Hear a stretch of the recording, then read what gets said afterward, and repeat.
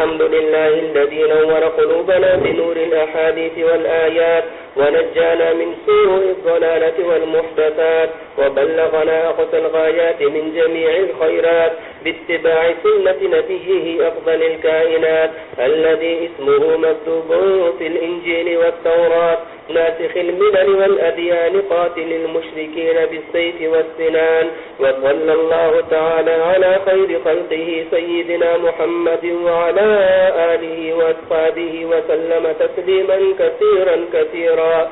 ونشهد أن لا إله إلا الله وحده لا شريك له ونشهد أن محمدا عبده ورسوله. أما بعد، فبالسند المتصل منا إلى الشيخ الإمام الهمام الحافظ الحجة أبي عبد الله محمد بن إسماعيل بن إبراهيم بن المغيرة الجوفي البخاري رحمه الله تعالى رحمة واسعة ومتعنا الله تعالى بعلومه آمين. قال: باب من لبى بالحج وسماه وبه. قال: حدثنا مسدد قال حدثنا حماد بن زيد عن أيوب قال: سمعت مجاهدا يقول: حدثنا جابر بن عبد الله رضي الله تعالى عنه وعنهم قال: قدمنا مع رسول الله صلى الله عليه وسلم ونحن نقول لبيك بالحج فأمرنا رسول الله صلى الله عليه وسلم فجعلناها عمرة.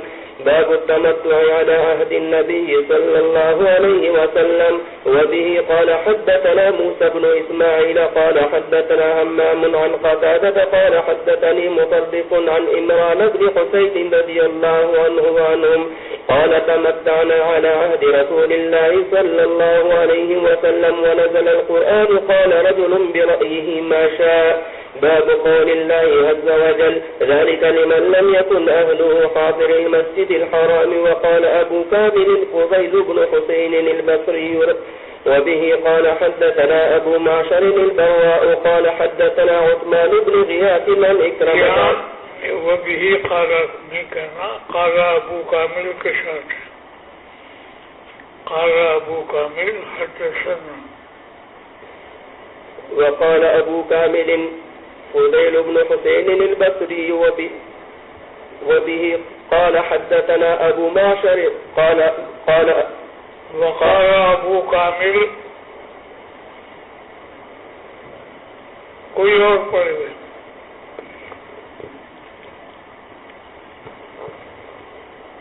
وقال أبو كامل فضيل بن حسين البصري قال حدثنا أبو معشر. कोई और पढ़े.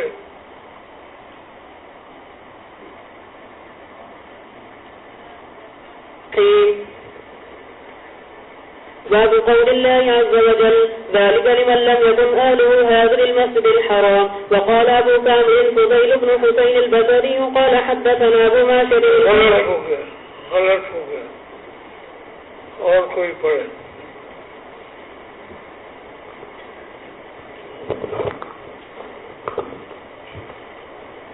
بسم الله الرحمن الرحيم. باب قول الله عز وجل: ذلك لمن لم يكن أهله حاضر المسجد الحرام. وقال أبو كامل فضيل بن حسين البصري حدثنا أبو معشر البراء قال حدثنا عثمان بن غياث عن إكرمة عن ابن عباس رضي الله تعالى عنهما وعنهم أنه سئل عن متعة الحج فقال: أهل المهاجرون والأنصار وأزواج النبي صلى الله عليه وسلم في حجة الوداع وأهللنا. فلما قدمنا مكة قال رسول الله صلى الله عليه وسلم: اجعلوا إهلالكم بالحج عمرة إلا من قلد الهدي تفنى بالبيت وبين الصفا والمروة. وأتينا النساء ولبسنا الثياب. وقال من قلد الهدي فإنه لا يحل له حتى يبلغ الهدي محله. ثم أمرنا عشية التروية أن نهل بالحج. فإذا فرغنا من المناسك جئنا فدفنا بالبيت وبالصفا والمروة فقد تم حجنا وعلينا الهدي كما قال الله عز وجل: فما استيسر من الهدي فمن لم يجد فصيام 3 أيام في الحج و7 إذا رجعتم إلى أنصاركم. الشاة تجزئ. فجمعوا نسكين في عام بين الحج والعمرة، فإن الله أنزله في كتابه وسنه نبيه صلى الله عليه وسلم وأباحه للناس غير أهل مكة. قال الله تعالى: ذلك لمن لم يكن أهله حاضر المسجد الحرام وأشهر الحج الحج التي ذكر الله تعالى في كتابه شوال وذو القعدة وذو الحجة، ومن تمتع في هذه الأشهر فعليه دم أو صوم، والرفث الجماع والفسوق المعاصي والجدال المراء. باب الاغتسال عند دخول مكة. وبه قال حدثنا يعقوب بن إبراهيم قال حدثنا ابن علية قال أخبرنا أيوب عن نافع قال كان ابن عمر رضي الله تعالى عنهما وعنهم إذا دخل أدنى الحرم ممسك عن التلبية ثم يبيت بذي طوى ثم يصلي بالصبح ويغتسل ويحدث أن نبي الله صلى الله عليه وسلم كان يفعل ذلك. باب دخول مكة نهارا وليلا. وبه قال حدثنا مسدد قال حدثنا يحيى عن عبيد الله قال حدثني نافع عن ابن عمر رضي الله تعالى عنهما وعنهم قال باب النبي صلى الله عليه وسلم بذي طوى حتى أصبح ثم دخل مكة وكان ابن عمر رضي الله عنهما يفعله. باب من أين يدخل مكة. وبه قال حدثنا إبراهيم بن المنذر قال حدثني معن قال حدثني مالك عن نافع عن ابن عمر رضي الله تعالى عنهما وعنهم قال كان رسول الله صلى الله عليه وسلم يدخل مكة من الثنية العليا ويخرج من الثنية السفلى. باب من أين يخرج من مكة. وبه قال حدثنا مسدد بن مسرهد البصري قال حدثنا يحيى عن عبيد الله عن نافع عن ابن عمر رضي الله تعالى عنهما وعنهم أن رسول الله صلى الله عليه وسلم دخل مكة من كذا من الثنية العليا التي بالبطحاء وخرج من الثنية السفلى. وبه قال حدثنا الحميدي ومحمد بن المثنى قال حدثنا سفيان بن عيينة عن هشام بن عروة عن أبيه عن عائشة رضي الله تعالى عنها وعنهم أن النبي صلى الله عليه وسلم لما جاء إلى مكة دخلها من أعلاها وخرج من أسفلها. وبه قال حدثنا محمود قال حدثنا أبو أسامة قال حدثنا هشام بن عروة عن أبيه عن عائشة رضي الله تعالى عنها وعنهم أن النبي صلى الله عليه وسلم دخل عام الفتح من كداء وخرج من كدى من أعلى مكة. وبه قال حدثنا أحمد قال حدثنا ابن وهب قال أخبرنا عمرو عن هشام بن عروة عن أبيه عن عائشة رضي الله تعالى عنها وعنهم أن النبي صلى الله عليه وسلم دخل عام الفتح من كداء من أعلى مكة. قال هشام وكان عروة يدخل على كلتيهما من كداء وكدى وأكثر ما يدخل من كدى وكانت أقربهما إلى منزله. وبه قال حدثنا عبد الله بن عبد الوهاب قال حدثنا حاتم عن هشام عن عروة قال دخل النبي صلى الله عليه وسلم عام الفتح من كداء من أعلى مكة وكان عروة أكثر ما يدخل من كداء وكان أقربهما إلى منزله. وبه قال حدثنا موسى قال حدثنا وهيب قال حدثنا هشام عن أبيه قال دخل النبي صلى الله عليه وسلم عام الفتح من كداء وكان عروة يدخل منهما كلتيهما وكان أكثر ما يدخل من كداء وأقربهما إلى منزله. قال أبو عبد الله كداء وكدى بموضعان.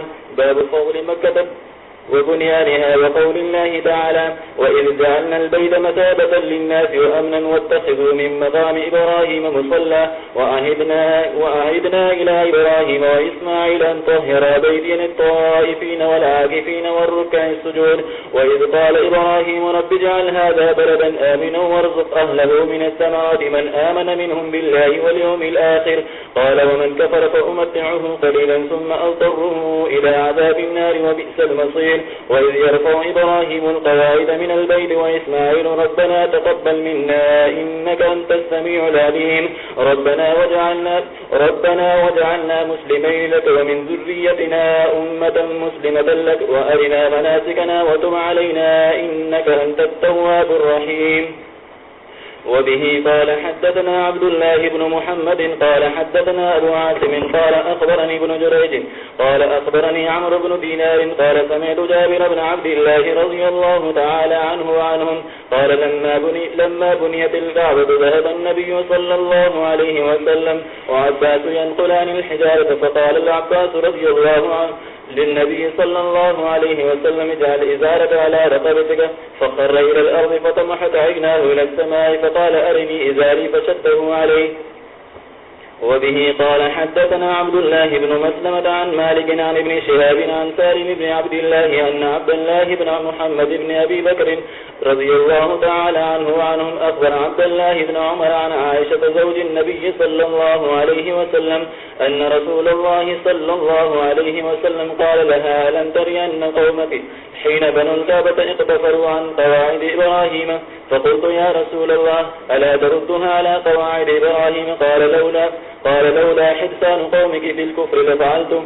فقال عبد الله: لئن كانت عائشة سمعت هذا من رسول الله صلى الله عليه وسلم ما أرى رسول الله صلى الله عليه وسلم ترك استلام الركنين الذين يليان الحجر إلا أن البيت لم يتمم على قواعد إبراهيم. وبه قال حدثنا مسدد قال حدثنا أبو الأحوص قال حدثنا الأشعث عن الأسود بن يزيد عن عائشة رضي الله تعالى عنها وعنهم قالت: سألت النبي صلى الله عليه وسلم عن الجدار أمن البيت هو؟ قال: نعم. قلت: فما لهم لم يدخلوه في البيت؟ قال: إن قومك قصرت بهم النفقة. قلت: فما شأن بابه مرتفعا؟ قال: فعل ذلك قومك ليدخلوا من شاء ويمنعوا من شاء ولولا أن قومك حديث عهدهم بالجاهلية فأخاف أن تنكر قلوبهم أن أدخل الجبر في البيت وأن ألصق بعده بالأرض. وبه قال حدثنا عبيد بن إسماعيل قال حدثنا أبو أسامة عن هشام عن أبيه عن عائشة رضي الله تعالى عنها وعنهم قالت: قال لي رسول الله صلى الله عليه وسلم: لولا حداثة قومك بالكفر لنقضت البيت ثم لبينته على أساس إبراهيم، فإن قريشا استقصرت بناءه وجعلت له خلفا. وقال أبو معاوية: حدثنا هشام خلفا يعني بابا. وبه قال حدثنا بيان بن عمرو قال حدثنا يزيد قال حدثنا جرير بن حازم قال حدثنا يزيد بن رومان قال حدثنا جرير بن حازم قال حدثنا يزيد بن رومان عن عروة عن عائشة رضي الله تعالى عنها وعنهم أن رسول الله صلى الله عليه وسلم قال لها: يا عائشة، لولا أن قومك حديث عهد بجاهلية لأمرت بالبيت فهدم فأدخلت فيه ما أخرج منه وألزقت بالأرض وجعلت له بابين، بابا شرقيا وبابا غربيا، فبلغت به أساس إبراهيم، فذلك الذي حمل ابن زبير على عدمه. قال يزيد: وشهدت ابن زبير حين هدمه وبناه وأدخل فيه من الحجر، وقد رأيت أساس إبراهيم حجارة كأسنمة الإبل. قال جرير: فقلت له: أين موضعه؟ قال: أريكه الآن. فدخلت معه الحجر فأشار إلى مكان فقال: ها هنا. قال جرير: فخرجت من الحجر 6 أذرع أو نحوها. باب فضل الحرم وقوله: إنما أمرت أن أعبد رب هذه البلدة الذي حرمها وله كل شيء وأمرت أن أكون من المسلمين. وقوله: أولم نمكن لهم حرما آمنا يجبى إليه ثمرات كل شيء رزقا من لدنا ولكن أكثرهم لا يعلمون. وبه قال حدثنا علي بن عبد الله بن جعفر قال حدثنا جرير بن عبد الحميد عن منصور عن مجاهد عن طاووس عن ابن عباس رضي الله تعالى عنهما وعنهم قال: قال رسول الله صلى الله عليه وسلم يوم فتح مكة: إن هذا البلد حرمه الله، لا يوجد شوكه ولا ينفر صيده ولا يلتقط لقطته إلا من عرفها. باب توريث دور مكة وبيعها وشرائها، وأن الناس في المسجد الحرام سواء، خاصة لقوله: إن الذين كفروا ويصدون عن سبيل الله والمسجد الحرام الذي جعلناه للناس سواء العاكف فيه والباد، ومن يرد فيه بالحاد بظلم نذقه من عذاب أليم. قال أبو عبد الله: البادي الطار معكوفا محبوسا. وبه قال حدثنا أسبغ قال أخبرني ابن وهب عن يونس عن ابن شهاب عن علي بن حسين عن عمرو بن عثمان عن أسامة بن زيد رضي الله تعالى عنه وعنهم أنه قال: يا رسول الله، أين تنزل في ذلك من مكة؟ فقال: وهل ترك عقيل من رداء دور؟ وكان عقيل وارث أبا طالب هو وطالب ولم يرث جعفر ولا علي شيئا لأنهما كانا مسلمين وكان عقيل وطالب كافرين فكان عمر بن الخطاب يقول لا يرث المؤمن كافرا. وقال ابن شهاب وكانوا يتأولون قول الله عز وجل إن الذين آمنوا وهاجروا وجاهدوا بأموالهم وأنفسهم في سبيل الله والذين آووا ونفروا أولئك بعضهم أولياء بعض. الآية. باب نزول النبي صلى الله عليه وسلم مكة. قال أبو عبد الله نسبت الدور إلى عقيل تورث الدور وتباع وتشترى. وبه قال حدثنا أبو اليمان قال أخبرنا شعيب عن الزهري قال حدثني أبو سلمة أن أبا هريرة رضي الله تعالى عنه وعنهم قال قال رسول الله صلى الله عليه وسلم حين أراد قدوم مكة منزلنا غدا إن شاء الله بنقيف من بني كنانة حيث تقاسموا على الكفر. وبه قال حدثنا الحميدي قال حدثنا الوليد قال حدثنا الأوزاعي قال حدثني الزهري عن أبي سلمة عن أبي هريرة رضي الله تعالى عنه وعنهم قال قال النبي صلى الله عليه وسلم من الغد يوم النحر وهو بمنى نحن نازلون غدا بخير بني كنانة حيث تقاسموا على الكفر يعني بذلك المحصب. وذلك أن قريشا وكنانة تحالفت على بني هاشم وبني عبد المطلب أو بني المطلب أن لا يناكحوهم ولا يبايعوهم حتى يسلموا إليهم النبي صلى الله عليه وسلم. وقال سلامة عن عقيل ويحيى بن الضحاك عن الأوزاعي أخبرني ابن شهاب وقال بني هاشم وبني المطلب قال أبو عبد الله بني المطلب أشبه. باب قول الله تعالى وإذ قال إبراهيم رب اجعل هذا البلد آمنا واجنبني بني وأن نعبد الأصنام رب إنهن أضللن كثيرا من الناس إلى قوله لعلهم يشكرون. باب قول الله تعالى جعل الله الكعبة البيت الحرام قياما للناس والشهر الحرام إلى قوله وأن الله بكل شيء عليم.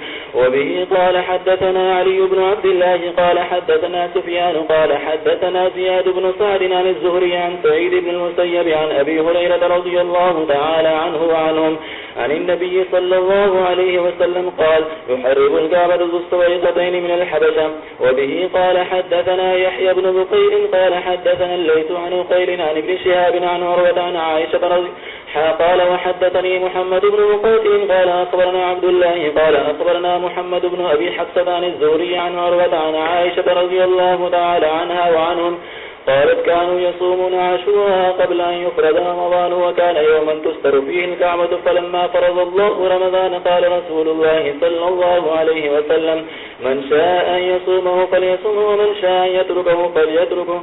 وبه قال حدثنا أحمد بن حفص قال حدثنا أبي قال حدثنا إبراهيم عن الحجاج بن الحجاج عن قتادة عن عبد الله بن أبي عتبة عن أبي سعيد الخدري رضي الله تعالى عنه وعنهم عن النبي صلى الله عليه وسلم قال لا يحجن البيت ولا يعتمرن بعد خروج ياجوج وماجوج. تابعه أبان وعمران عن قتادة. وقال عبد الرحمن عن شعبة لا يقوم الساعة حتى لا يحجج البيت والأول أكثر. قال أبو عبد الله سمع قتادة عبد الله وعبد الله أبا سعيد.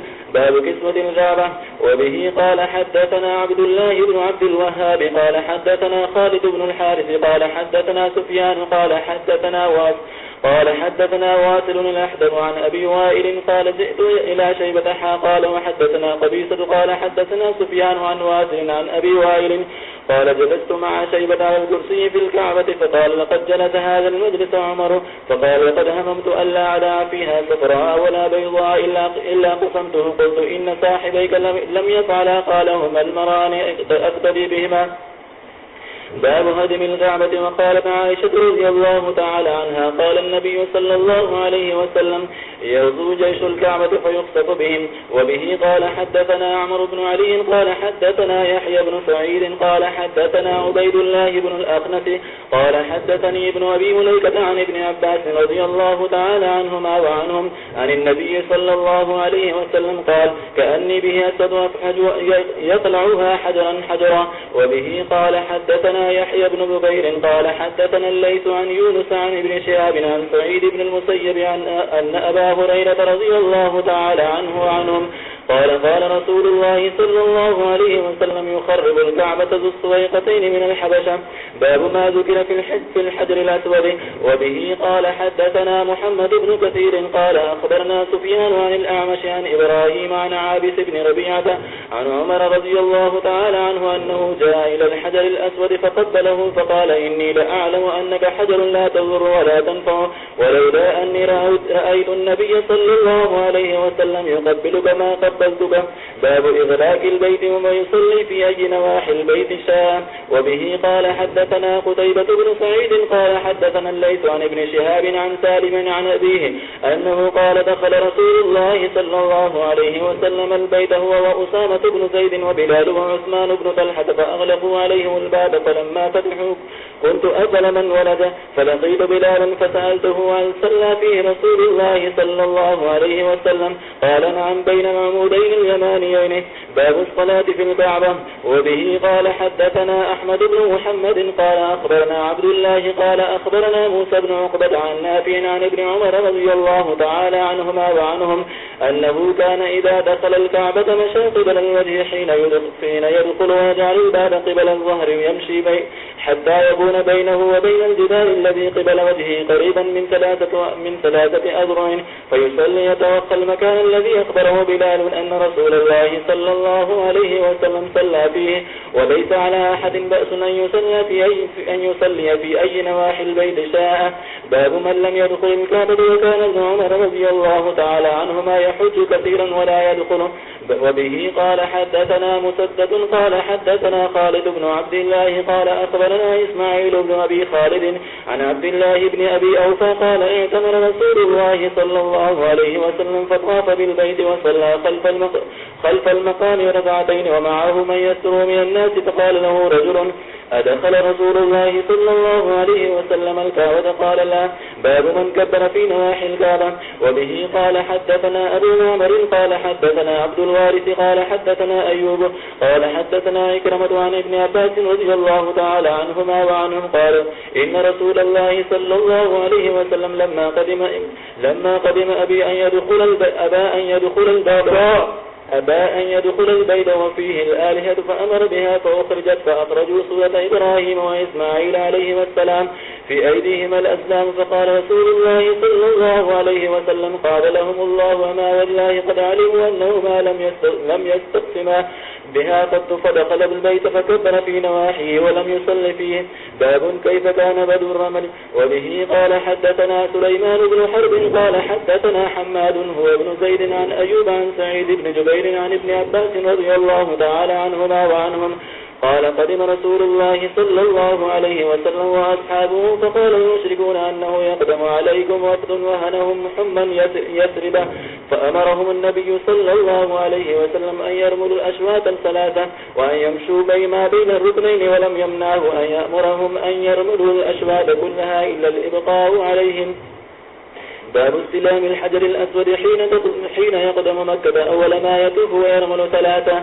وبه قال حدثنا أسبغ قال أخبرني ابن وهب عن يونس عن الزهري عن سالم عن أبيه رضي الله تعالى عنهما وعنهم قال رأيت رسول الله صلى الله عليه وسلم حين يقدم مكة إذا استلم الركن الأسود أول ما يطوف يخض ثلاثة طواف من السبع. باب الرمل في الحج والعمرة. وبه قال حدثنا محمد قال حدثنا سريج بن نعمان قال حدثنا فليح عن نافع عن ابن عمر رضي الله تعالى عنهما وعنهم قال فعن النبي صلى الله عليه وسلم 3 أشواط ومشى 4 في الحج والعمرة. تابعه الليث قال حدثني كثير بن فرقد عن نافع عن ابن عمر رضي الله عنهما عن النبي صلى الله عليه وسلم. وبه قال حدثنا سعيد بن أبي مريم قال أخبرنا محمد بن جعفر قال أخبرني زيد بن أسلم عن أبيه أن عمر بن الخطاب رضي الله تعالى عنه وعنهم قال للركن أما والله أني لا أعلم أنك حجر لا تضر ولا تنفع ولولا أني رأيت رسول الله صلى الله عليه وسلم استلمك ما استلمتك فاستلمه. ثم قال وما لنا وللرمل إنما كنا رأيناه بالمشركين وقد أهلكهم الله. ثم قال شيء صنعه رسول الله صلى الله عليه وسلم فلا نحب أن نتركه. وبه قال حدثنا مسدد قال حدثنا يحيى عن عبيد الله عن نافع عن ابن عمر رضي الله تعالى عنهما وعنهم قال ما تركت استلام هذا الركنين في شدة ولا رخاء منذ رأيت رسول الله صلى الله عليه وسلم يستلمهما. قلت لنافع كان ابن عمر رضي الله عنهما يمشي بين الركنين؟ قال إنما كان يمشي ليكون أيسر لاستلامه. باب استلام الركن بالمحجن. وبه قال حدثنا أحمد بن صالح ويحيى بن سليمان قال حدثنا ابن وهب قال أخبرني يونس عن ابن شهاب عن عبيد الله بن عبد الله عن ابن عباس رضي الله تعالى عنهما وعنهم قال طاف النبي صلى الله عليه وسلم في حجة الوداع على بعيره يستلم الركن بمحجن. تابعه الدراوردي عن ابن أخي الزهري عن عمه. باب من لم يستلم إلا الركنين اليمانيين. وقال محمد بن بكر أخبرنا ابن جريج قال أخبرني عمرو بن دينار عن أبي الشعثاء أنه قال ومن يتقي شيئا من البيت وكان معاوية يستلم الأركان فقال له ابن عباس رضي الله عنهما إنه لا نستلم هذين الركنين فقال له ليس شيء من البيت بمهجور. وكان ابن الزبير يستلمهن كلهن. وبه قال حدثنا أبو الوليد قال حدثنا ليس عن ابن شهاب عن سالم بن عبد الله عن أبيه رضي الله تعالى عنهما وعنهم قال لم أرى النبي صلى الله عليه وسلم يستلم من البيت إلا الركنين اليمانيين.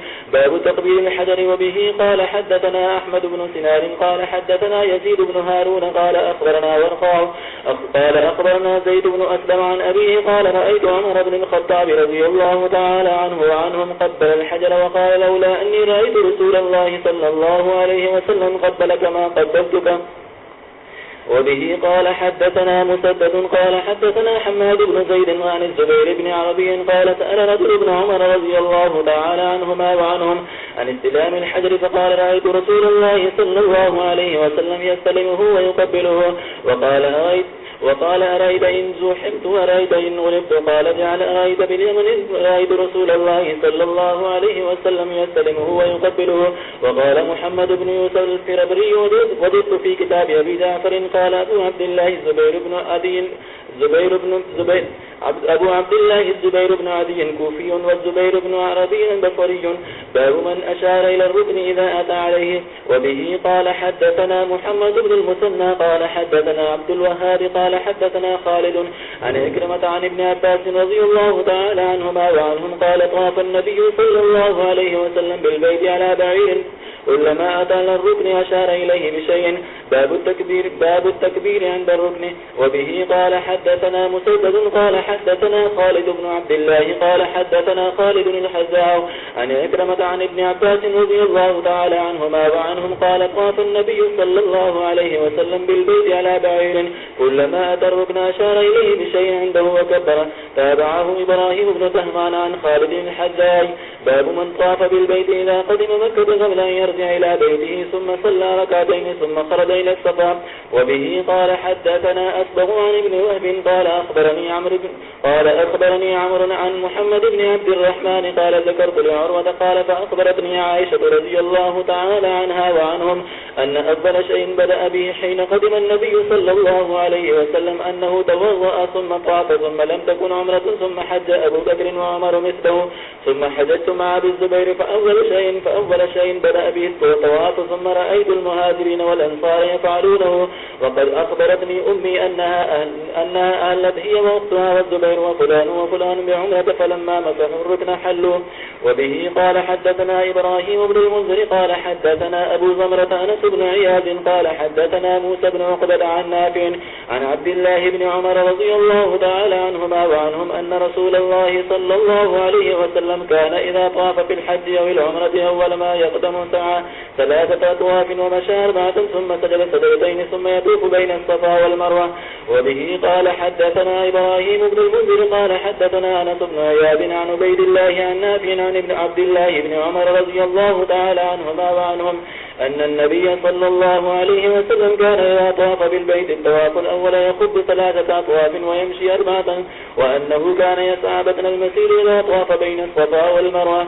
باب طواف النساء مع الرجال. وقال لي عمرو بن علي حدثنا أبو عاصم قال ابن جريج أخبرني عطاء إذ منع ابن هشام النساء الطواف مع الرجال قال كيف تمنعن وقد طاف نساء النبي صلى الله عليه وسلم نساء النبي صلى الله عليه وسلم مع الرجال؟ قلت بعد الحجاب أو قبله. قال إلى عمري لقد أدركته بعد الحجاب. قلت كيف يخالطهن الرجال؟ فقال لم يكن يخالطهن، كانت عائشة تطوف الحجرة بهم من الرجال لا تخالطهم. فقالت امرأة انطلقي نستلم يا أم المؤمنين. قالت انطلقي عنك وابت يخرجن متنكرات بالليل فيطفن مع الرجال ولكنهن كن إذا دخلن البيت قمن حين يدخلن أخرج الرجال. وكنت أتى عائشة أنا وعبيد بن عمير وهي مجاورة في جوف سبيل. قلت وما حجابها؟ قال هي في كبة تركية لها غشاء وما بيننا وبينها غير ذلك، ورأيت عليها درعا موردا. وبه قال حدثنا إسماعيل قال حدثنا مالك عن محمد بن عبد الرحمن بن نوفل عن عروة بن الزبير عن زينب بنت أبي سلمة عن أم سلمة رضي الله تعالى عنها وعنهم زوج النبي صلى الله عليه وسلم قالت شكوت إلى رسول الله صلى الله عليه وسلم إني أشتكي فقالت طوفي من وراء الناس وأنت راكبة فطفت من وراء الناس ورسول الله صلى الله عليه وسلم حينئذ يصلي إلى جنب البيت وهو يقرأ والطور وكتاب مسطور. باب الكلام في الطواف. وبه قال حدثنا إبراهيم بن موسى قال حدثنا هشام أن ابن جريج أخبرهم قال أخبرني سليمان الأحول أن طاووسا أخبره عن ابن عباس رضي الله تعالى عنهما وعنهم أن النبي صلى الله عليه وسلم مر وهو يطوف بالكعبة بإنسان ربط بيده إلى إنسان بشيء أو بخيط أو بشيء غير ذلك فقطعه النبي صلى الله عليه وسلم بيده ثم قال خذ بيده. وباب إذا رأى سيرا لو شيئا يكره في الطواف قطعه. وبه قال حدثنا أبو عاصم عن ابن جرير عن سليمان الأحول عن طاووس عن ابن عباس رضي الله تعالى عنهما وعنهم أن النبي صلى الله عليه وسلم رأى رجلا يطوف بالكعبة بزمام أو غيره فقطعه.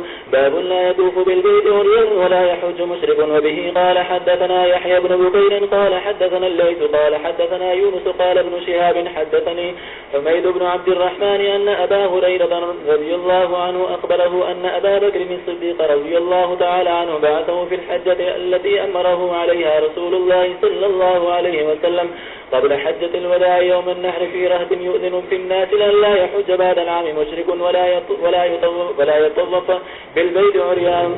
باب إذا وقف في الطواف وقال عطاء في من يطوف فتقام الصلاة أو يدفع عن مكانه إذا سلم يرجع حيث قطع عليه فيبني ويذكر نحوه عن ابن عمر وعبد الرحمن بن أبي بكر رضي الله تعالى عنه وعنهم. باب طاف النبي صلى الله عليه وسلم وصلى لصبوعه ركعتين. وقال نافع كان ابن عمر رضي الله عنهما يصلي لكل صبوع ركعتين.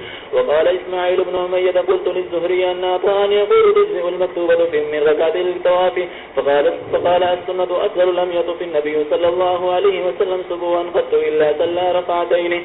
وبه قال حدثنا قتيبة قال حدثنا سفيان عن عمرو قال سألنا ابن عمر رضي الله تعالى عنهما وعنهم أيطوف الرجل على امرأته في العمرة قبل أن يطوف بين الصفا والمروة؟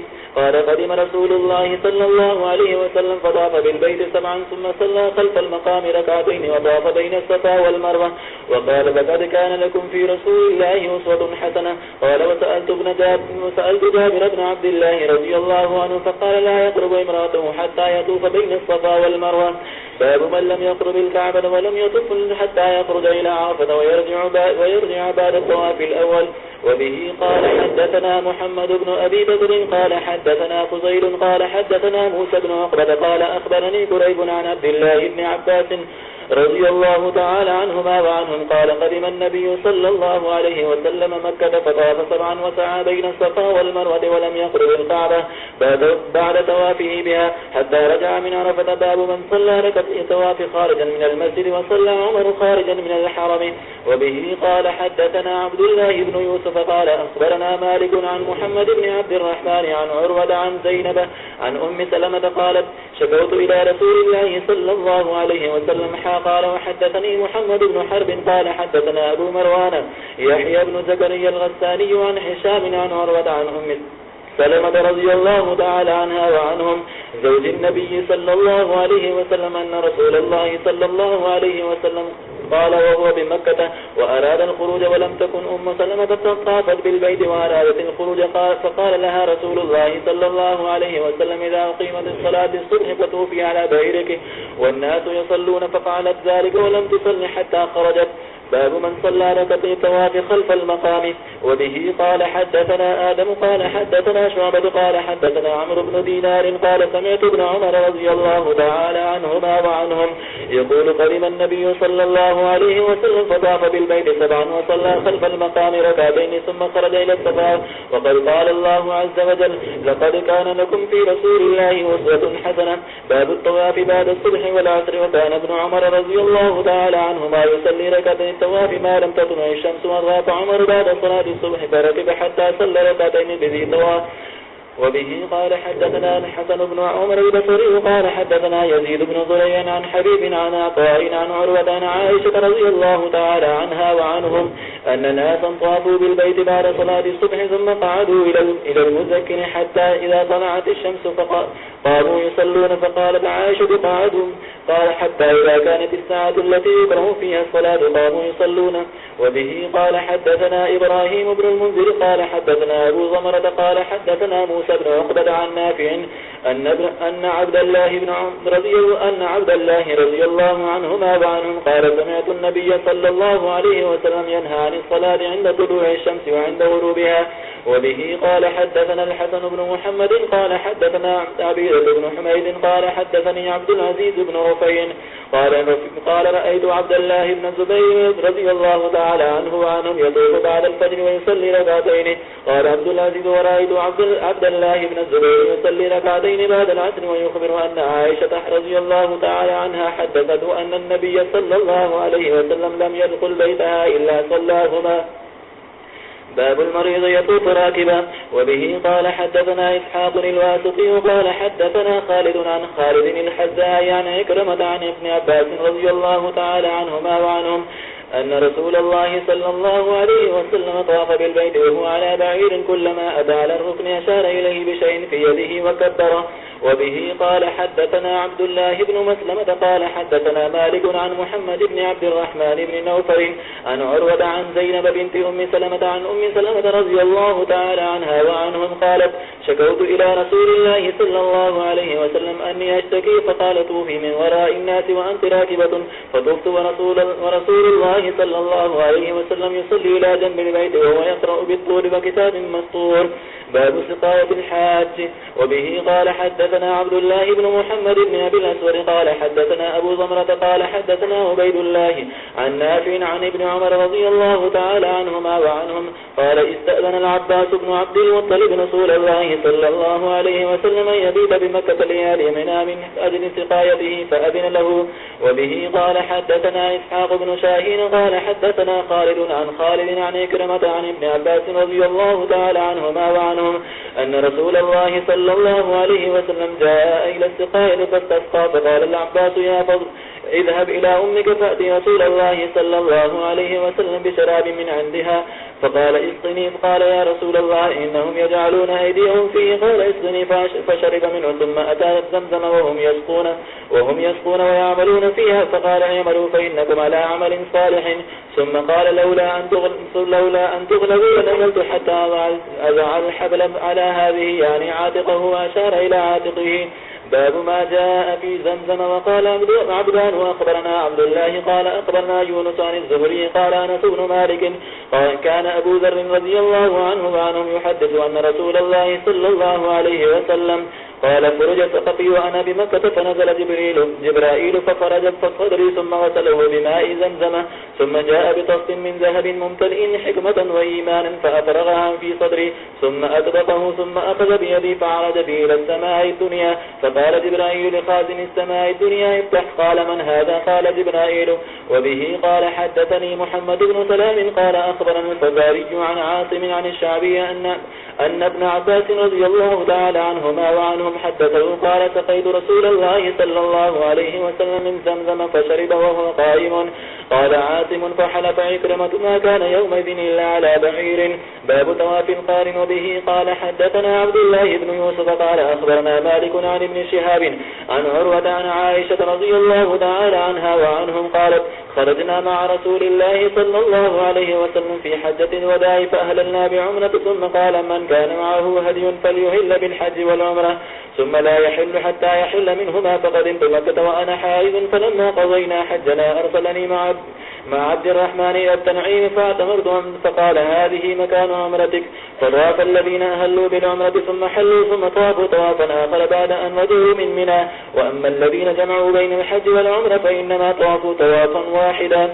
وبه قال حدثني يعقوب بن إبراهيم قال حدثنا ابن علية عن أيوب عن نافع أن ابن عمر رضي الله تعالى عنهما وعنهم دخل ابنه عبد الله وظهره في الدار فقال إني لا آمن أن يكون العام بين الناس قتال فيصدوك عن البيت فلو وقمت فقال قد خرج رسول الله صلى الله عليه وسلم فحال كفار قريش بينه وبين البيت فإن يحل بيني وبينه أفعل كما فعل رسول الله صلى الله عليه وسلم فقد كان لكم في رسول الله أسوة حسنة. ثم قال أشهدكم أني قد أوجبت مع عمرتي حجا قال ثم قدم فطاف لهما طوافا واحدا. وبه قال حدثنا قتيبة بن سعيد قال حدثنا ليس عن نافع أن ابن عمر رضي الله تعالى عنهما وعنهم أراد الحج عام نزل الحجاج بن الزبير فقيل له إن الناس كائن بينهم قتال وإنا نخاف أن يصدوك فقال لقد كان لكم في رسول الله أسوة حسنة إذا أصنع كما صنع رسول الله صلى الله عليه وسلم إني أشهدكم أني قد أوجبت عمرة ثم خرج حتى إذا كان بظاهر البيداء قال ما شأن الحج والعمرة إلا واحدا أشهدكم أني قد أوجبت حجا مع عمرتي وأهدى هديا اشتراه بقدير ولم يزد على ذلك فلم ينحر ولم يحل من شيء حرام منه ولم يحلق فلم يقصر حتى كان يوم النهر فينهر وحلك ورأى أن قد قضى طواف الحج والعمرة بطوافه الأول. وقال ابن عمر رضي الله عنهما كذلك فعل رسول الله صلى الله عليه وسلم. باب الطواف على بذوء.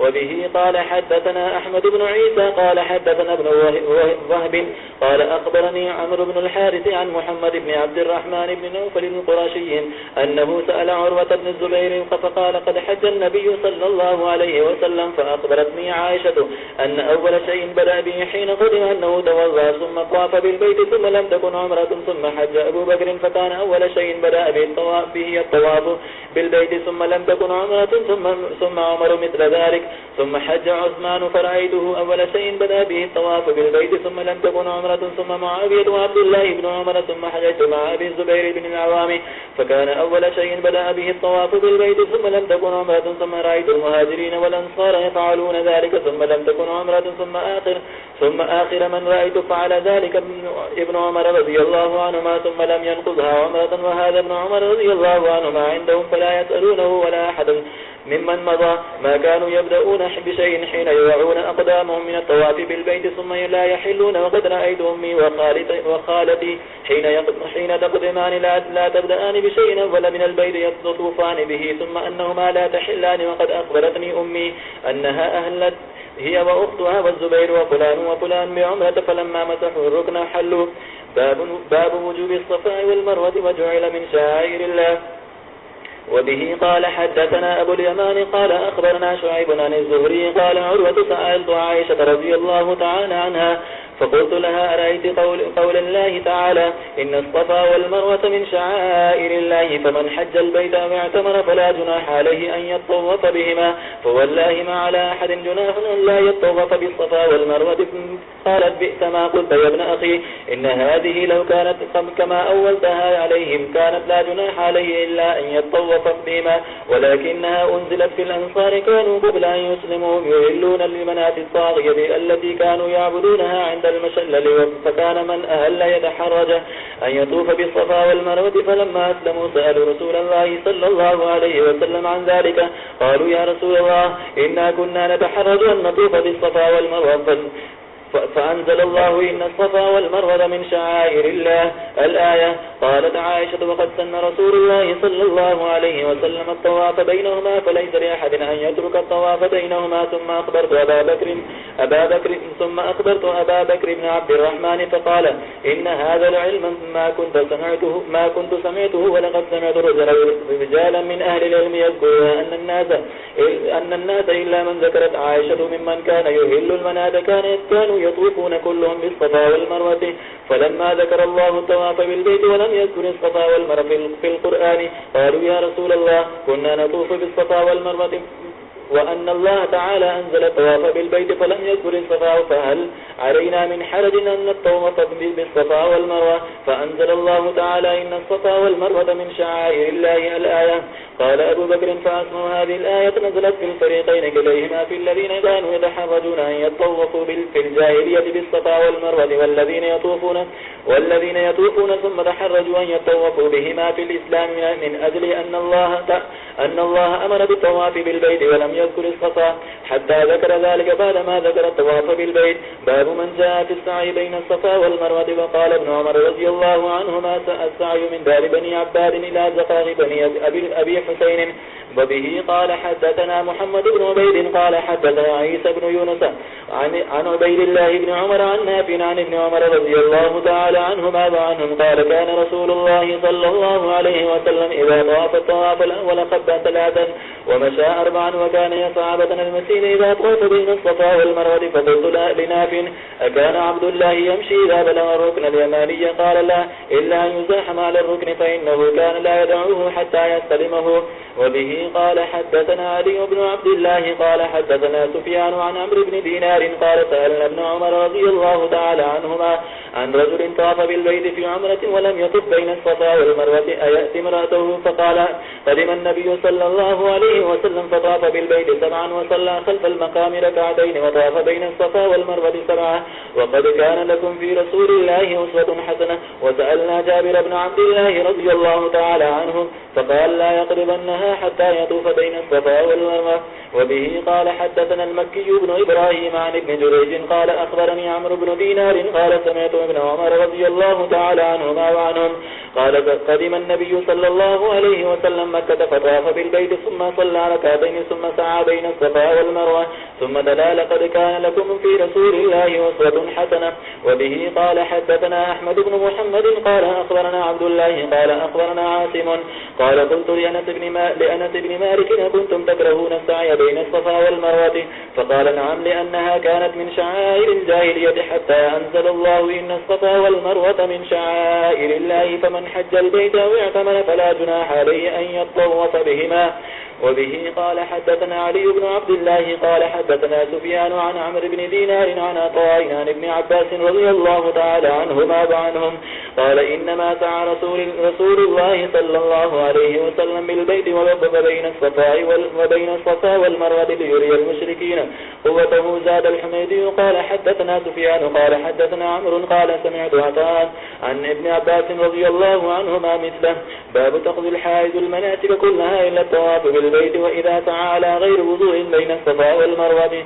وبه قال حدثنا عبد الله بن يوسف قال أخبرنا مالك عن عبد الرحمن بن القاسم عن أبيه عن عائشة رضي الله تعالى عنها وعنهم أنها قالت قدمت مكة وأنا حائض ولم أطف بالبيت ولا بين الصفا والمروة. قالت فشكوت ذلك إلى رسول الله صلى الله عليه وسلم فقال اسألي كما يفعل الحاج غير أن لا تطوفي بالبيت حتى تطهري. وبه قال حدثنا محمد بن المثنى قال حدثنا عبد الوهاب قال لي خليفة حدثنا عبد الوهاب قال حدثنا حبيب المعلم عن عطاء عن جابر بن عبد الله رضي الله تعالى عنه وعنهم قال أهل النبي صلى الله عليه وسلم هو وأصحابه بالحج والعمر وليس مع أحد منهم هدي غير النبي صلى الله عليه وسلم وطلحة وقدم علي من اليمن ومعه هدي فقال أهللت بما أهل به النبي صلى الله عليه وسلم. فأمر النبي صلى الله عليه وسلم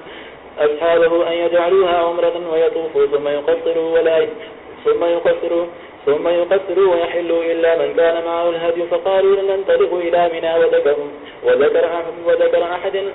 وذكر أحدنا يقطر منيا فبلغ النبي صلى الله عليه وسلم فقال لو استقبلت من أمري ما استدبرت ما هديت ولولا أن معي الهدي لأحللت. وحاضت عائشة فنسكت المناسك كلها غير أنها لم تطف بالبيت، فلما دهرت طافت بالبيت قالت يا رسول الله تنطلقون بحجة وعمرة وأنطلق بحج، فأمر عبد الرحمن بن أبي بكر أن يخرج معها إلى التنعيم فاعتمرت بعد الحج.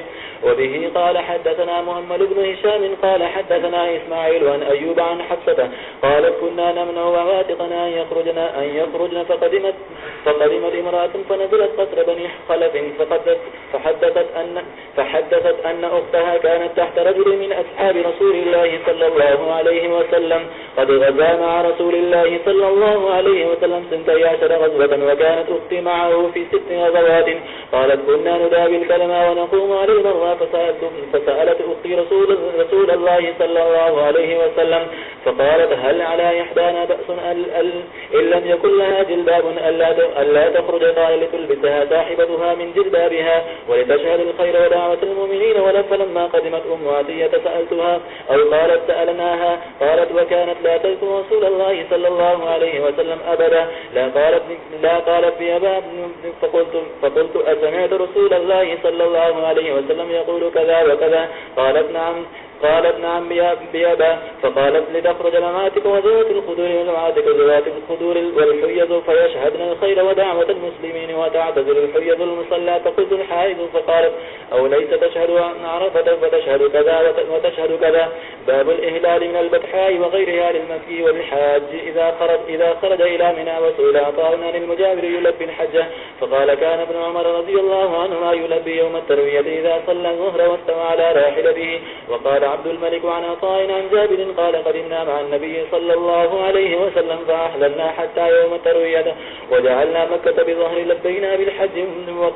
وقال أبو الزبير عن جابر أهللنا بالبطحاء. وقال عبيد بن جريج لابن عمر رأيتك إذا كنت بمكة أهل الناس إذا رأوا الهلال ولم تهل أنت حتى يوم التروية. فقال لم أرى النبي صلى الله عليه وسلم يهل حتى تنبعث به راحلته. باب أين يصلي الظهر في يوم التروية. وبه قال حدثني عبد الله بن محمد قال حدثنا إسحاق الأزرق قال حدثنا سفيان عن عبد العزيز بن رفيع قال سألت أنس بن مالك رضي الله تعالى عنه وعنهم قلت أخبرني بشيء قلته عن النبي صلى الله عليه وسلم أين صلى الظهر والعصر يوم التروية؟ فقال بمنى. قلت فأين صلى العصر يوم النفر؟ قال بالأبطح. ثم قال افعل كما يفعل أمراؤك.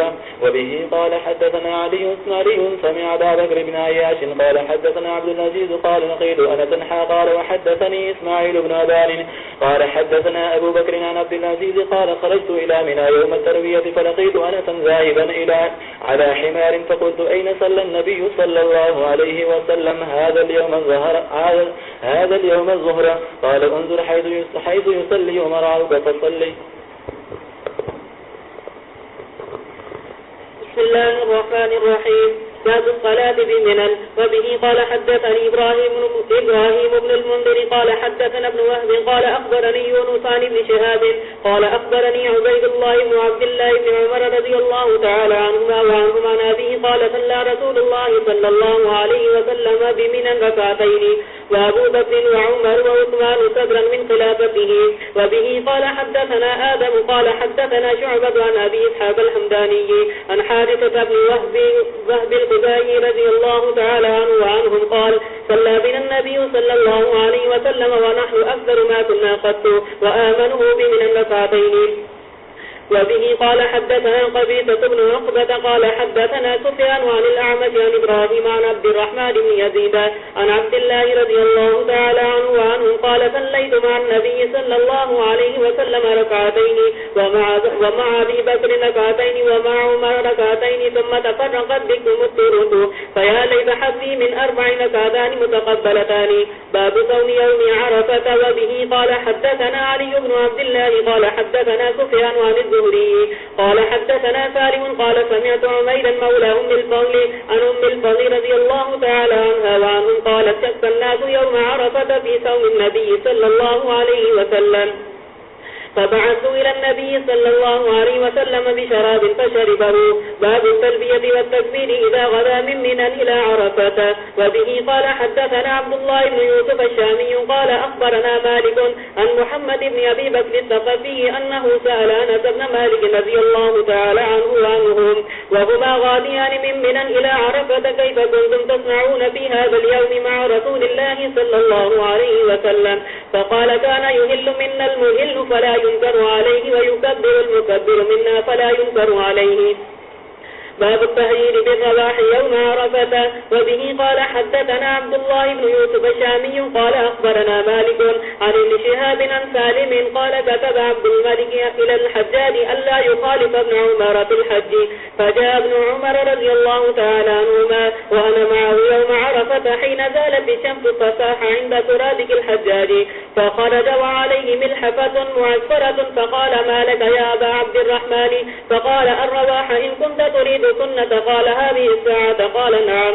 قال فأنذرني حتى أفيض على رأسي ثم أخرج فنزل حتى خرج الحجاج فسار بيني وبين أبي، فقلت إن كنت تريد سنة فاقصر الخطبة وعجل البكوف، فجعل ينظر إلى عبد الله فلما رأى ذلك عبد الله قال صدق.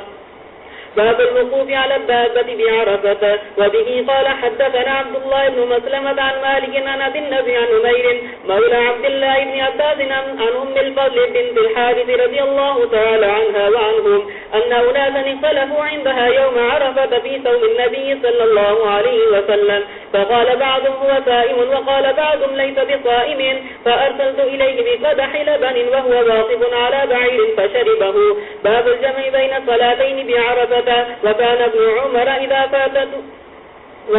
عمر إذا فاتته الصلاة مع الإمام جمع بينهما. وقال الليث حدثني عقيل عن ابن شهاب قال أخبرني سالم أن الحجاج بن يوسف عام نزل بابن الزبير سأل عبد الله كيف نصنع في الموقف يوم عرفة؟ فقال سالم إن كنت تريد سنة فهجر بصلاة يوم عرفة. فقال عبد الله بن عمر صدق إنهم كانوا يجمعون بين الظهر والعصر في السنة. فقلت لسالم أفعل ذلك رسول الله صلى الله عليه وسلم؟ فقال سالم وهل تتبعون في ذلك إلا سنته؟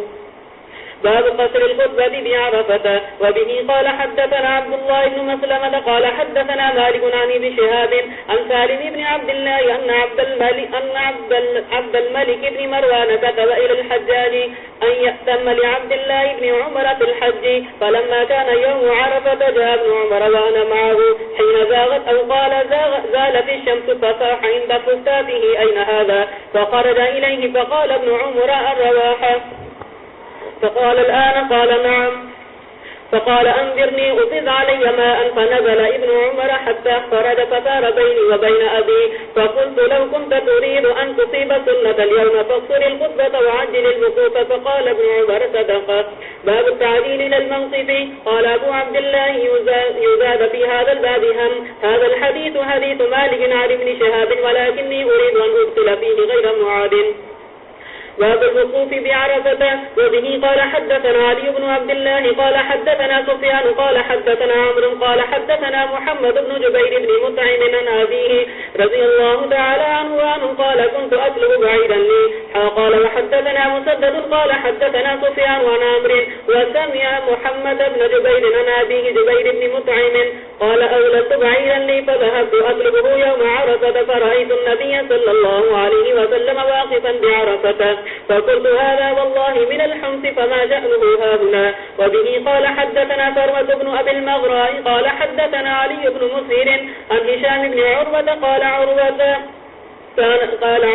كان الناس يطوفون في الجاهلية عراة إلا الحمص، والحمص قريش وما ولدت، وكانت الحمص يحتسبون على الناس يعطي الرجل الثياب يطوف فيها، وتعطي المرأة الثياب تطوف فيها، فمن لم تعطه الحمص تاب بالبيت عريانا. وكان يصيد جماعة الناس من عرفات ويصيد الحمص من جمع. قال وأخبرني أبي عن عائشة رضي الله تعالى عنها أن هذه الآية نزلت في الحمص ثم أطيز من حيث وفاز الناس. قال كانوا يصيدون من جمع فدفعوا إلى عرفات.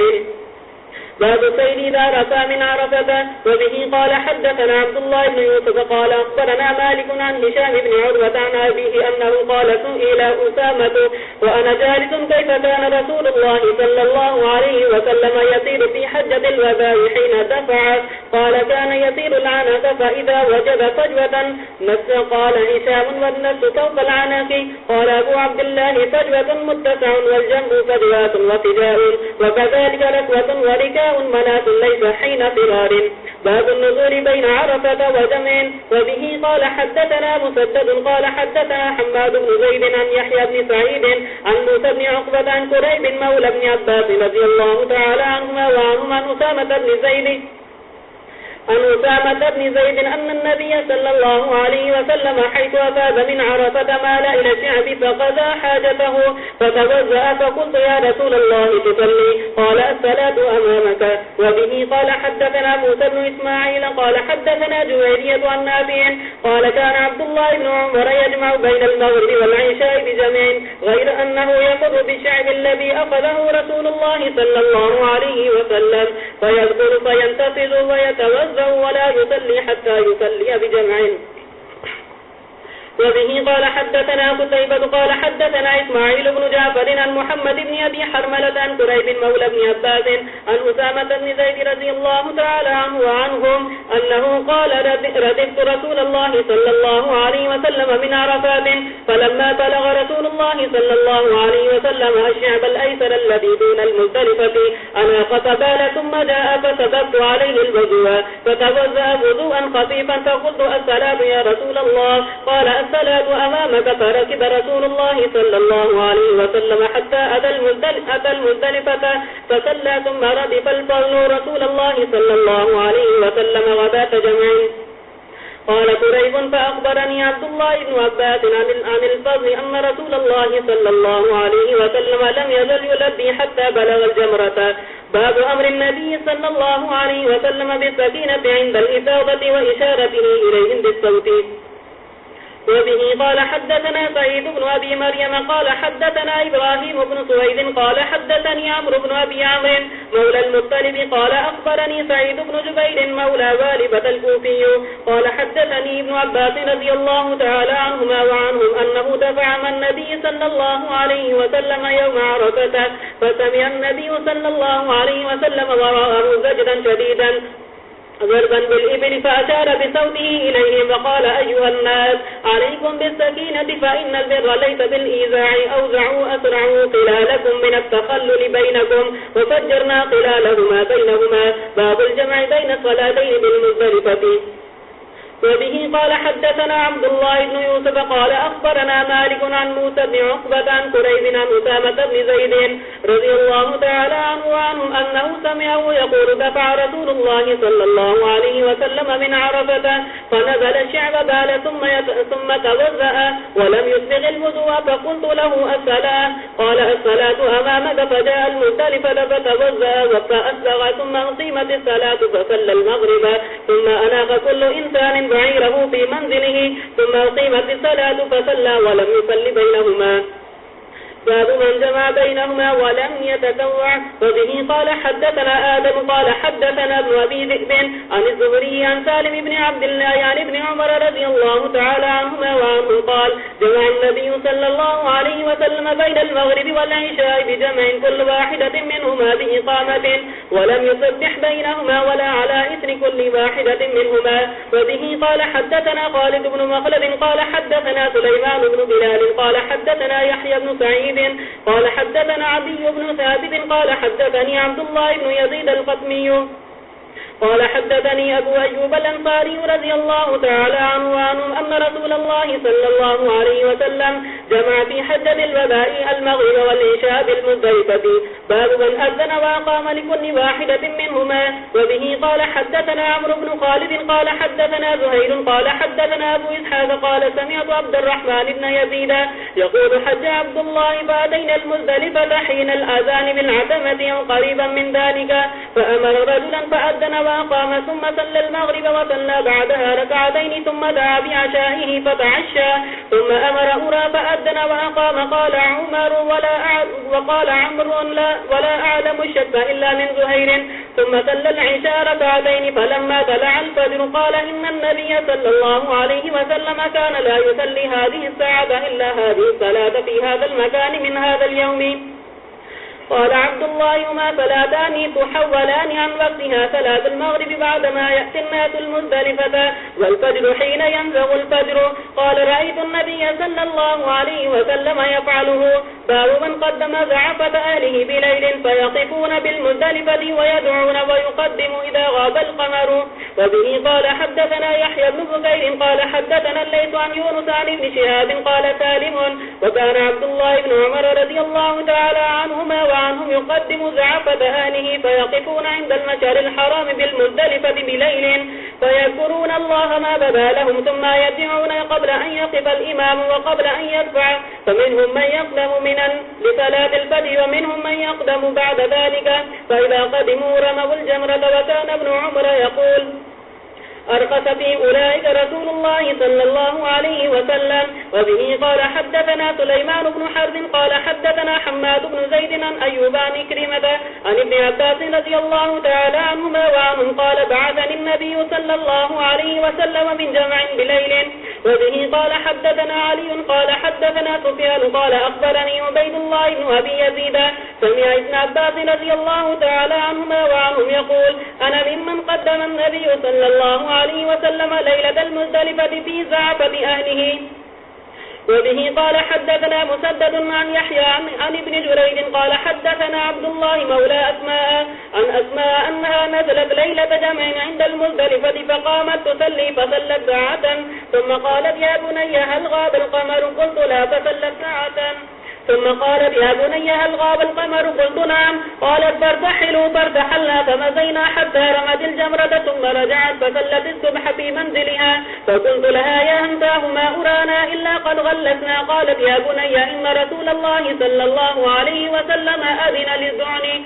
وبه قال حدثنا محمد بن كثير قال أخبرنا سفيان قال حدثنا عبد الرحمن هو ابن القاسم عن القاسم عن عائشة رضي الله تعالى عنها وعنه قالت: استأذن سودة النبي صلى الله عليه وسلم ليلة جمع وكانت ثقيلة ثابتة فأذن لها. وبه قال حدثنا أبو نعيم قال حدثنا أفلح بن حميد عن القاسم بن محمد عن عائشة رضي الله تعالى عنها وعنهم قالت: نزلنا المزدلفة فاستأذنت النبي صلى الله عليه وسلم سودة أن تدفع قبل حتمة الناس وكانت امرأة بذيئة فأذن لها فدفعا قبل حتمة الناس فأقمنا حتى أصبحنا نحن ثم دفعنا بدفعه فلأن أكون استأذنت رسول الله صلى الله عليه وسلم كما استأذنت سودة أحب إلي من مفروح به.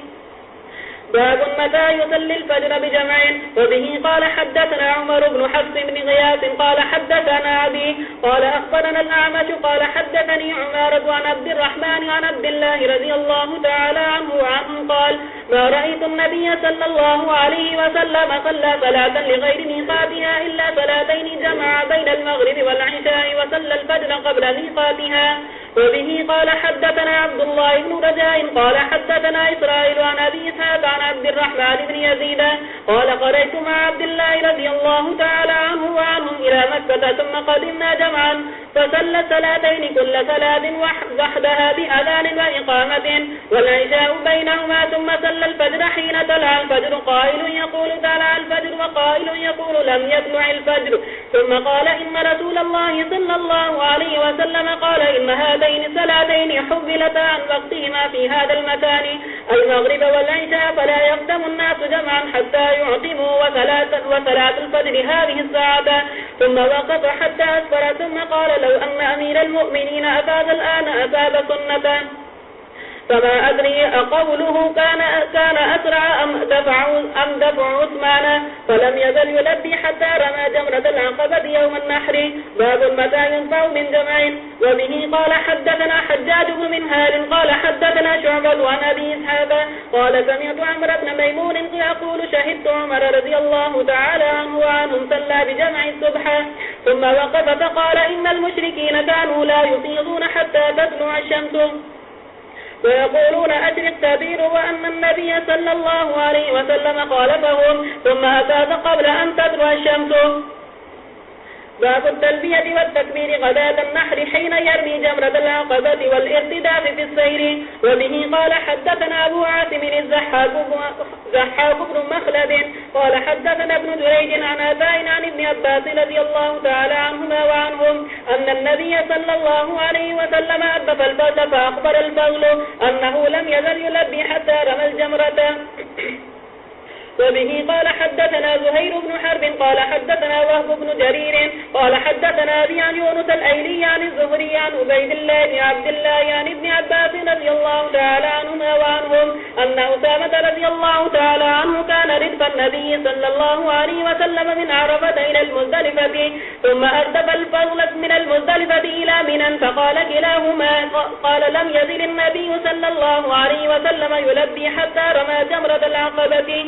باب فمن تمتع بالعمرة إلى الحج فما استيسر من الهدي إلى قوله حاضر المسجد الحرام. وبه قال حدثني إسحاق بن منصور قال أخبرنا النضر بن شميل قال أخبرنا شعبة قال أخبرنا أبو جمرة قال سألت ابن عباس رضي الله تعالى عنهما وعنهما عن المتعة فأمرني بها وسألته عن الهدي فقال فيها جزور أو بقرة أو شاة أو شرك في دم. قال وكأننا تنكرهوها فنمت فرأيت في المنام كأن إنسانا ينادي حج مبرور ومتعة متقبلة فأتيت ابن عباس فحدثته فقال الله أكبر سنة أبي القاسم صلى الله عليه وسلم. وقال آدم ووهب بن جرير وغندر عن شعبة عمرة متقبلة وحج مبرور. باب ركوب البدن لقوله والبدن جعلناها لكم من شعائر الله لكم فيها خير فاذكروا اسم الله عليها صواف فإذا وجب جنوبها إلى قوله وبشر المحسنين. قال مجاهد سميت البدن لبدنها القاني والسائل والمعتر الذي يعتر بالبدن من غني أو فقير. وشعائر الله استعظام البدن واستحسانها والعتيق عتقه من الجبابرة. يقال وجبت سقطت إلى الأرض ومنه وجبت الشمس. وبه قال حدثنا عبد الله بن يوسف قال أخبرنا مالك عن أبي الزناد عن الأعرج عن أبي هريرة رضي الله تعالى عنه وعنهم أن رسول الله صلى الله عليه وسلم رأى رجلا يسوق بدنة فقال اركبها فقال إنها بدنة قال اركبها فقال إنها بدنة قال اركبها ويلك في الثانية أو قال في الثالثة. وبه قال حدثنا مسلم بن إبراهيم قال حدثنا هشام وشعبة قال حدثنا قتادة عن أنس رضي الله تعالى عنه وعنهم أن النبي صلى الله عليه وسلم رأى رجلا يسوق بدنة فقال اركبها قال إنها بدنة فقال اركبها قال إنها بدنة قال اركبها ثلاثة. باب من ساق البدن معه. وبه قال حدثنا يحيى بن بكير قال حدثنا الليث عن عقيل عن ابن شهاب عن سالم بن عبد الله أن ابن عمر رضي الله تعالى عنهما وعنهم قال تمتع رسول الله صلى الله عليه وسلم في حجة الوداع بالعمرة إلى الحج وأهدى فساق معه الهدي من ذي الحليفة. وبدأ رسول الله صلى الله عليه وسلم فأهل بالعمرة ثم أهل بالحج فتمتع الناس مع النبي صلى الله عليه وسلم بالعمرة إلى الحج فكان من الناس من أهدى فساق الهدي ومنهم من لم يهد. فلما قدم النبي صلى الله عليه وسلم مكة قال للناس من كان منكم أهدى فإنه لا يحل من شيء حرم منه حتى يقضي حجه ومن لم يكن منكم أهدى فليطف بالبيت وبالصفا والمروة ويقصر وليحلل ثم ليهل بالحج فمن لم يجد هديا فليكن 3 أيام في الحج و7 إذا رجع إلى أهله. فتاف حين قدم مكة واستلم الركن أول شيء ثم خط 3 أدواب ومشى 4 فركع حين قضى طوافه بالبيت عند المقام ركعتين ثم سلم فانصرف فأتى الصفا وتاف بالصفا والمروة 7 أدواب ثم لم يحلل من شيء حرم منه حتى قضى حجه ونحر هديه يوم النحر وأفاض فطاف بالبيت ثم حل من كل شيء حرم منه وفعل مثل ما فعل رسول الله صلى الله عليه وسلم من أهدى وساق الهدي من الناس. وعن عروة أن عائشة رضي الله تعالى عنها وعنهم أخبرته عن النبي صلى الله عليه وسلم في تمتعه بالعمرة إلى الحج فتمتع الناس معه بمثل الذي أخبرني سالم عن ابن عمر رضي الله تعالى عنهما وعنهم عن رسول الله صلى الله عليه وسلم. باب من اشترى الهدي من الطريق. وبه قال حدثنا أبو النعمان قال حدثنا حماد عن أيوب عن نافع قال عبد الله بن عمر لأبيه رضي الله تعالى عنهما وعنهم: أقم فإني لا آمنها أن تصد عن البيت. قال: إذا أفعل كما فعل رسول الله صلى الله عليه وسلم. وقال: لقد كان لكم في رسول الله أسوة حسنة. فأنا أشهدكم أني قد أوجبت على نفسي العمرة فأهل بالعمرة. قال: ثم خرج حتى إذا كان بالبيداء أهل بالحج والعمرة. وقال: ما شأن الحج والعمرة إلا واحد. ثم اشترى الهدي من قبيل ثم قدم مكة فطاف لهما طوافا واحدا فلم يحل حتى أحل منهما جميعا. باب من أشعر وقلد بذي الحليفة ثم أحرم. وقال نافع: كان ابن عمر إذا أهدى من المدينة قلده وأشعره بذي الحليفة يطعن في شق سنامه الأيمن بالشفرة ووجهها قبل القبلة باركة. وبه قال حدثنا أحمد بن محمد قال حدثنا عبد الله قال أخبرنا عبد الله قال أخبرنا معمر عن الزهري عن عروة بن زبير عن المسور بن مخرمة ومروان قال: خرج النبي صلى الله عليه وسلم زمن الهديبية في 19 من أصحابه حتى إذا كانوا بذي الحليفة قلد النبي صلى الله عليه وسلم الهدي وأشعره وأحرم بالعمرة. وبه قال حدثنا أبو نعيم قال حدثنا أفلح عن القاسم عن عائشة رضي الله تعالى عنها وعنهم قال: فتلت قلائد بدن النبي صلى الله عليه وسلم بيدي ثم قلدها وأشعرها وأهداها وما حرم عليه شيء كان أحل له. باب فضل القلائد للبدن والبقر. وبه قال حدثنا مسدد قال حدثنا يحيى عن عبيد الله قال أخبرني نافع عن ابن عمر عن حفصة رضي الله تعالى عنها وعنهم قالت: قلت: يا رسول الله ما شأن الناس حلوا ولم تحل أنت؟ قال: إني لبأت رأسي وقلدت هدي ولا أحل حتى أحل من الهدي. وبه قال حدثنا عبد الله بن يوسف قال حدثنا الليث قال حدثني ابن شهاب عن عروة عن عمرة بنت عبد الرحمن أن عائشة رضي الله تعالى عنها وعنهم قالت: كان رسول الله صلى الله عليه وسلم يهدي من المدينة فأغسل قلائد هديه ثم لا يجتنب شيئا مما يجتنب المحرم. باب إشعار البدن. وقال عروة عن المسور: قلد النبي صلى الله عليه وسلم الهدي وأشعره وأحرم بالعمرة. وبه قال حدثنا عبد الله بن مسلمة قال أخبرنا أفلح بن حميد عن القاسم عن عائشة رضي الله تعالى عنها وعنهم قالت: فتلت قلائد هدي النبي صلى الله عليه وسلم ثم أشعرها وقلدها أو قال قلدتها ثم بعث بها إلى البيت وأقام بالمدينة فما حرم عليه شيء كان له حل. باب من قلد القلائد بيده. وبه قال حدثنا عبد الله بن يوسف قال أخبرنا مالك عن عبد الله بن أبي بكر بن حزم عن عمرة بنت عبد الرحمن أنها أخبرت أن زياد بن أبي سفيان كتب إلى عائشة رضي الله تعالى عنها وعنهم أن عبد الله بن عباس قال: من أهدى هديا حرم عليه ما يحرم على الحاج حتى ينحر هديه. قالت عمرة فقالت عائشة: ليس كما قال ابن عباس. أنا فضلت قلائد هدي رسول الله صلى الله عليه وسلم بيدي ثم قلدها رسول الله صلى الله عليه وسلم بيديه ثم بعث بها مع أبي فلم يحرم على رسول الله صلى الله عليه وسلم شيء أحله الله له حتى نحر الهدي. باب تقليد الغنم. وبه قال حدثنا أبو نعيم قال أخبرنا الأعمش عن إبراهيم عن الأسود عن عائشة رضي الله تعالى عنها وعنهم قال: أهدى النبي صلى الله عليه وسلم مرة غنما.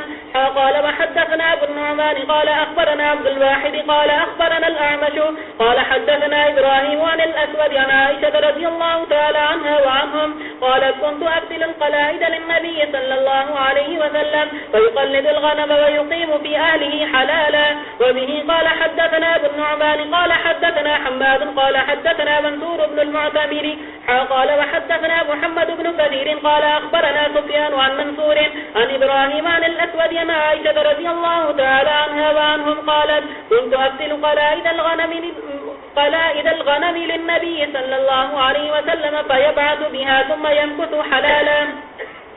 وبه قال حدثنا أبو نعيم قال حدثنا زكريا عن عامر عن مسروق عن عائشة رضي الله تعالى عنها وعنهم قالت فتلت لهدي النبي صلى الله عليه وسلم تعني القلائد قبل أن يحرم. باب القلائد من اللحن. وبه قال حدثنا عمرو بن علي قال حدثنا معاذ بن معاذ قال حدثنا ابن عون عن القاسم عن أم المؤمنين رضي الله تعالى عنها وعنهم قالت فتلت قلائدها من عهن كان عندي. باب تقريد النار. وبه قال حدثنا محمد قال أخبرنا عبد الأعلى بن عبد الأعلى عن معمر عن يحيى بن أبي كثير عن كريمة عن أبي هريرة رضي الله تعالى عنه وعنه أن نبي الله صلى الله عليه وسلم رأى رجلا يسوق بدنة فقال اركبها قال إنها بدنة قال اركبها قال فلقد رأيته راكبها يساير النبي صلى الله عليه وسلم والنعل في عنقها. تابعه محمد بن بشار قال أخبرنا عثمان بن عمر قال حدثنا علي بن المبارك عن يحيى عن كريمة عن أبي هريرة رضي الله تعالى عنه وعنه عن النبي صلى الله عليه وسلم. باب الجلال للبدن. وكان ابن عمر لا يشق من الجلال إلا موضع السنام وإذا نحرها نزع جلالها مخافة أن يفسدها الدم ثم يتصدق بها. وبه قال حدثنا قبيصة قال حدثنا سفيان عن ابن أبي نجيح عن مجاهد عن عبد الرحمن بن أبي ليلى عن علي رضي الله تعالى عنه وعنهم قال أمرني رسول الله صلى الله عليه وسلم أن أتصدق بجلال البدن الذي نحرت وبجلودها. باب من اشترى هديه من الطريق وقلدها. وبه قال حدثنا إبراهيم بن المنذر قال حدثنا أبو زمرة قال حدثنا موسى بن عقبة عن نافع قال أراد ابن عمر الحج عام حجة الحرورية في عهد ابن الزبير فقيل له إن الناس كائن بينهم قتال ونخاف أن يسدوك فقال لقد كان لكم في رسول الله أسوة حسنة إذا أصنعوا كما صنع رسول الله صلى الله عليه وسلم. أشهدكم أني قد أوجبت عمرة حتى كان بظاهر البيداء قال ما شأن الحج والعمرة إلا واحد. أشهدكم أني قد جمعت حجة مع عمرة وأهدى هديا مقلدا اشتراه حين قدم فطاف بالبيت وبالصفا والمروة ولم يزد على ذلك ولم يحلل من شيء حرم منه حتى يوم النحر فحلق ونحر ورأى أن قد قضى طوافه للحج والعمرة بطوافه الأول ثم قال كذلك صنع النبي صلى الله عليه وسلم. باب ذبح الرجل البقر عن نسائه من غير أمرهن. وبه قال حدثنا عبد الله بن يوسف قال أخبرنا مالك عن يحيى بن سعيد عن عمرة بنت عبد الرحمن قال سمعت عائشة رضي الله تعالى عنها وعنهم تقول خرجنا مع رسول الله صلى الله عليه وسلم ل5 بقين من ذي القعدة لا نرى إلا الحج فلما دنون من مكة أمر رسول الله صلى الله عليه وسلم من لم يكن معه هدي إذا ذاب وسعى بين الصفا والمروة أن يحل. قالت فدخل علينا يوم النحر بلحم بقر فقلت ما هذا قال نحر رسول الله صلى الله عليه وسلم عن أزواجه.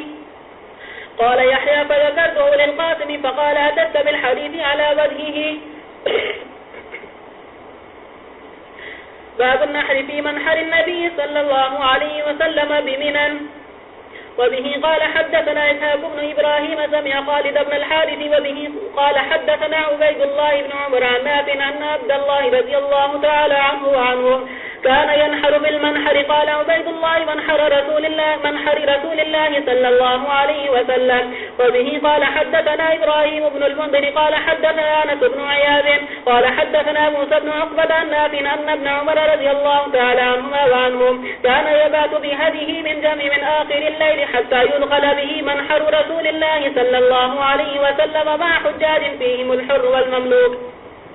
باب من نحر بيده. وبه قال حدثنا سهل بن بكار قال حدثنا وهيب عن أيوب عن أبي قلابة عن أنس رضي الله تعالى عنه وعنه وذكر الحديث قال ونحر النبي صلى الله عليه وسلم بيده 7 بدع قياما وزحى بالمدينة كبشين أملحين أقرنين مختصرا. باب نحر الإبل المقيدة. وبه قال حدثنا عبد الله بن مسلمة قال حدثنا يزيد بن زريع عن يونس عن زياد بن جبير قال رأيت ابن عمر رضي الله تعالى عنهما وعنهم أتى على رجل قد أناق أتى على رجل قد أناق بدنته ينحرها قال ابعثها قياما مقيدة سنة محمد صلى الله عليه وسلم. وقال شعبة عن يونس قال أخبرني زياد باب نحر البدن قائمة. وقال ابن عمر سنة محمد صلى الله عليه وسلم. وقال ابن عباس سواء فقياما. وبه قال حدثنا سهل بن بكار قال حدثنا وهيب عن أيوب عن أبي قلابة عن أنس رضي الله تعالى عنه وعنه قال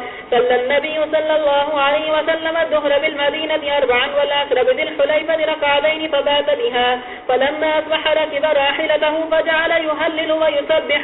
فلما علا على البيداء لبى بهما جميعا. فلما دخل مكة أمرهم أن يحلوا ونحر النبي صلى الله عليه وسلم بيده 7 بدن قياما وزحى بالمدينة كبشين أملحين أقرنين. وبه قال حدثنا مسدد قال حدثنا إسماعيل عن أيوب عن أبي قلابة عن أنس بن مالك رضي الله تعالى عنه وعنه قال صلى النبي صلى الله عليه وسلم الظهر بالمدينة 4 والعصر بذي الحليفة ركعتين.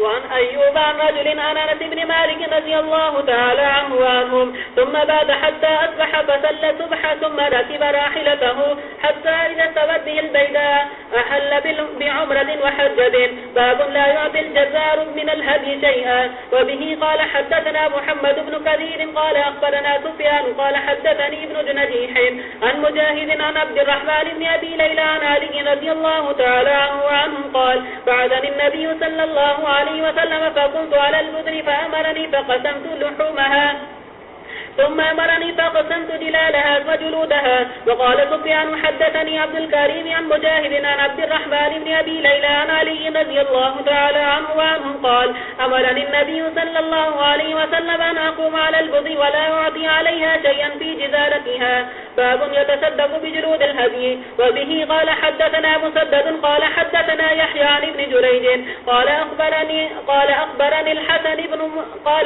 الحسن بن مسلم وعبد الكريم الجزري أن مجاهدا أخبرهما أن عبد الرحمن بن أبي ليلى أخبره أن عليا رضي الله تعالى عنه وعنه أخبره أن النبي صلى الله عليه وسلم أمره أن يقوم على بدنه وأن يقسم بدنه كلها لحومها وجلودها وجلالها ولا يعطي في جزالتها شيئا. باب يتصدق بجلال البدن. وبه قال حدثنا أبو نعيم قال حدثنا سيف بن أبي سليمان قال سمعت مجاهدا يقول حدثني ابن أبي ليلى أن عليا رضي الله تعالى عنه وعنهم حدثه قال أهدى النبي صلى الله عليه وسلم 100 بدنة فأمرني بلحومها فقسمتها ثم أمرني بجلالها فقسمتها ثم بجلودها فقسمتها. باب وإذ بوأنا لإبراهيم مكان البيت ألا تشرك بي شيئا وطهر بيتي للطائفين والقائمين والركع السجود وأذن في الناس بالحج يأتوك رجالا وعلى كل ضامر إلى قوله فهو خير له عند ربي وما يأكل من البدن وما يتصدق. قال عبيد الله أخبرني نافع عن ابن عمر لا يوكل من جزاء الصيد والنذر ويوكل مما سوى ذلك. وقال عداء يأكل ويطعم من المتعة.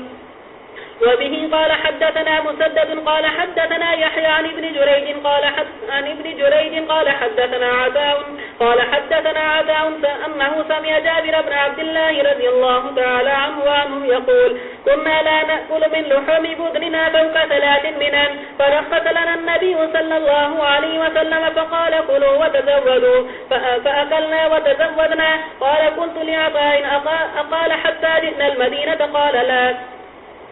وبه قال حدثنا خالد بن مخلد قال حدثنا سليمان بن بلال قال حدثني يحيى قال حدثتني عمرة قالت سمعت عائشة رضي الله تعالى عنها وعنهم تقول خرجنا مع النبي صلى الله عليه وسلم ل5 بقين من ذي القعدة ولا نرى إلا الحج حتى إذا دنونا من مكة أمر رسول الله صلى الله عليه وسلم من لم يكن معه هدي إذا طاف بالبيت أن يحل. قالت عائشة فدخل علينا يوم النحر بلحم بقر فقلت ما هذا فقيل ذبح النبي صلى الله عليه وسلم عن أزواجه. قال يحيى فذكرت هذا الحديث للقاسم فقال أتت بالحديث على وجهه. باب الذبح قبل الحلق. وبه قال حدثنا محمد بن عبد الله بن حوشب قال حدثنا هشيم قال حدثنا منصور بن الزاذان عن أبي عن ابن عباس رضي الله تعالى عنهما وعنهم قال سئل النبي صلى الله عليه وسلم عمن حلق قبل أن يذبح ونحوه قال لا حرج لا حرج.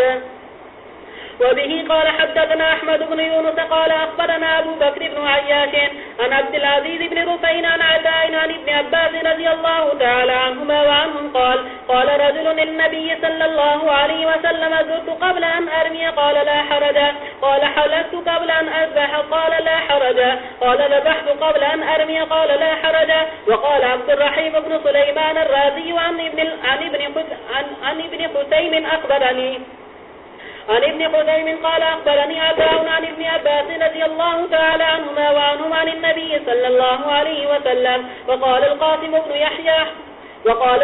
بن يحيى حدثني ابن خزيم عن عطاء عن ابن عباس رضي الله تعالى عنهما وعنهم عن النبي صلى الله عليه وسلم. وقال عفان وعن وهيب قال حدثنا ابن خزيم عن سعيد بن جبير عن ابن عباس رضي الله تعالى عنهما وعنهم عن النبي صلى الله عليه وسلم. وقال حماد عن قيس بن سعد وعباد بن منصور عن عطاء عن جابر رضي الله تعالى عنه وعنهم عن النبي صلى الله عليه وسلم. وبه قال حدثنا محمد بن المثنى قال حدثنا عبد الأعلى قال حدثنا خالد عن إكرمة عن ابن عباس رضي الله تعالى عنهما وعنهم قال سئل النبي صلى الله عليه وسلم فقال رميت بعدما أمسيت فقال لا حرج. فقال حلقت قبل أن أنحر قال لا حرج. وبه قال حدثنا عبدان قال أخبرني أبي عن شعبة عن قيس بن مسلم عن تارك بن شهاب عن أبي موسى رضي الله تعالى عنه وعنهم قال قدمت على رسول الله صلى الله عليه وسلم وهو بالبطحاء فقال أحججت قلت نعم. قال بما أهللت قلت لبيك بإهلال كإهلال النبي صلى الله عليه وسلم. فقال أحسنت انطلق فطف بالبيت وبالصفا والمروة. ثم أتيت امرأة من نساء بني قيس فبلت رأسي ثم أهللت بالحج فكنت أفتي به الناس حتى خلافة عمر فذكرته له فقال إن نأخذ بكتاب الله فإنه يأمرنا بالتمام وإن نأخذ بسنة رسول الله صلى الله عليه وسلم فإن رسول الله صلى الله عليه وسلم لم يحل حتى بلغ الهدي محله.